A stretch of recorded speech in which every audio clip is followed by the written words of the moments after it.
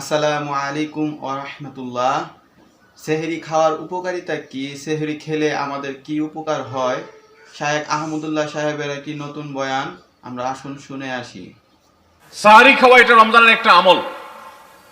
আপনি সারা বছর লাঞ্চ করেন, ডিনার করেন, দুপুরের খানা খান, রাতের খানা খান, সকালে ব্রেকফাস্ট নাস্তা করেন, কিন্তু এর কোনোটা ইবাদত হয় না, এর কারণে আপনি সওয়াব পাবেন না। কিন্তু রমজান মাসে ভোর রাতে ঘুম থেকে উঠে যে আপনি খাবার খাবেন, এই খাবার খাওয়ার জন্য যে উঠলেন এবং খাইলেন, এর কারণে আপনার অ্যাকাউন্টে আপনার আমলনামা আল্লাহ তাআলা সওয়াব জমা করে দিবেন। আপনি রিওয়ার্ড পাবেন, বিনিময় পাবেন। কেন?